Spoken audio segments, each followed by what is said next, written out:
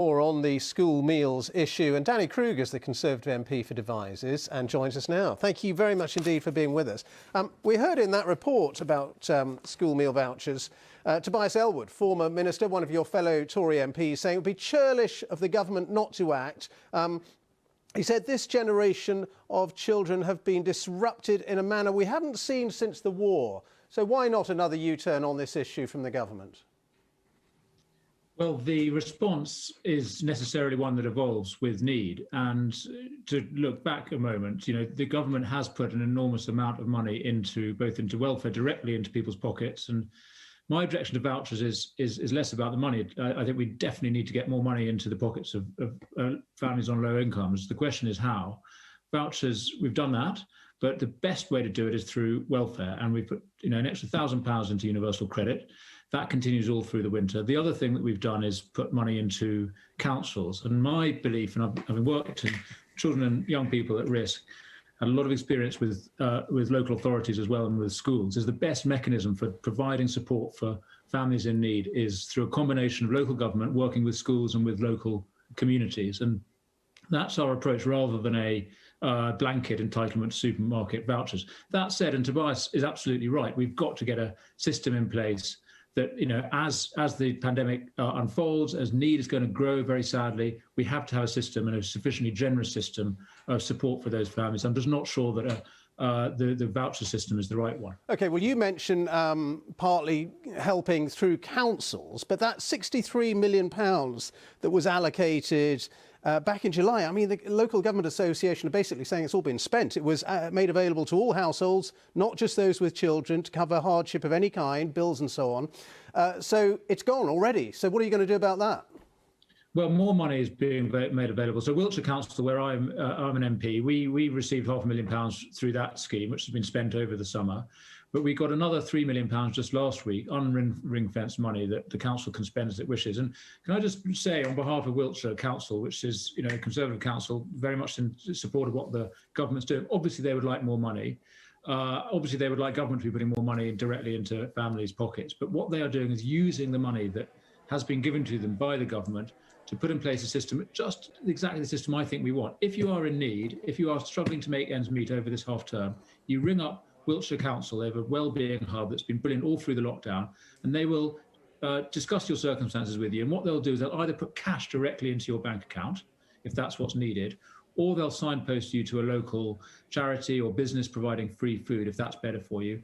And most crucially, if your circumstances are really complex and challenging, they'll ensure you get the support that you need. None of that is possible with a supermarket voucher scheme. So Wiltshire's using central government money to provide targeted support. But then, having said that, the voucher scheme is very popular. That's exactly what Tobias Ellwood was saying. It's popular around the country. It's tried and tested. It works. It has huge support amongst the public. And Marcus Rashford has huge support.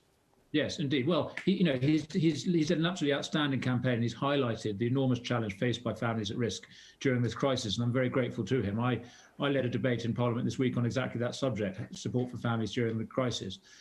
Marcus Rashford's campaign has put this topic in the headlights where it deserves to be.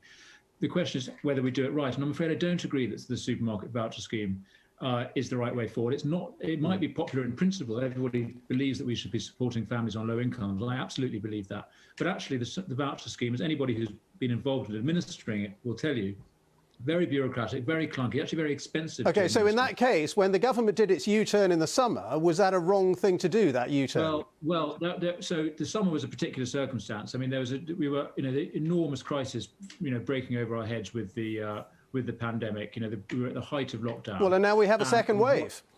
Well, we do have a second wave, but we've now got systems in place. As I just said, more money's been made available for universal credit. A lot more money's been going into local councils. And at some point, it's right to say we've now got a better system. It's not perfect. Please don't think that I'm sitting here saying everything's marvelous. There is major need in our communities.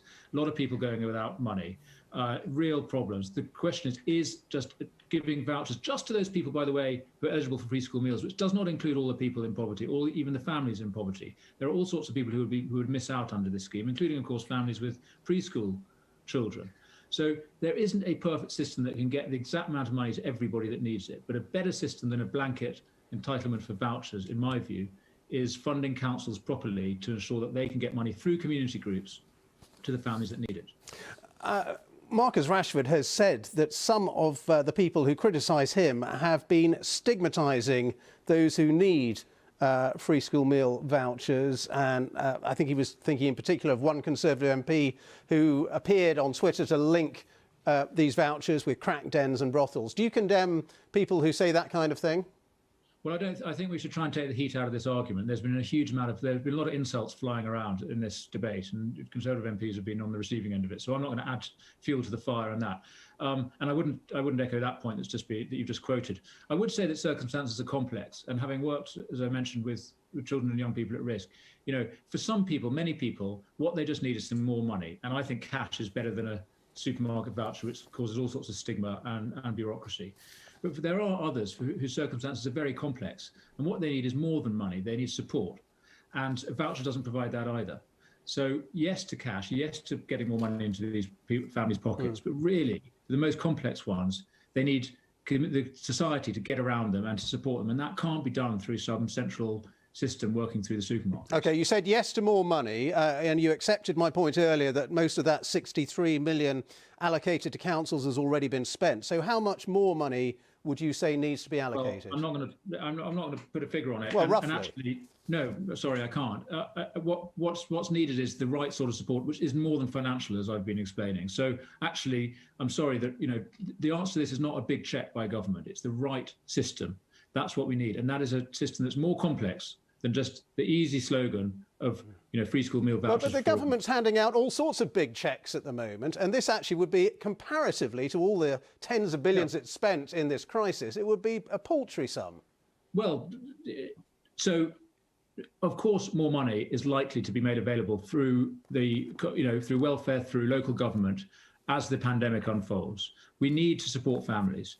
And the question is how we do that and what other resources can be brought into the mix. And I repeat my point that it is about more than cash for many families. For some, that's all that's needed. And I would prefer, as we're doing through universal credit, just putting money into their bank accounts rather than this business with vouchers. But for others, we need proper local social systems to function well to support families in crisis. We saw that through the pandemic, this amazing upsurge in volunteering and community spirit. That's what we need. That needs to be properly managed and supported. I think that is the answer to child poverty and families in crisis, not just more vouchers. OK, Danny Kruger, thank you for your time. Conservative MP for Devizes. Many thanks.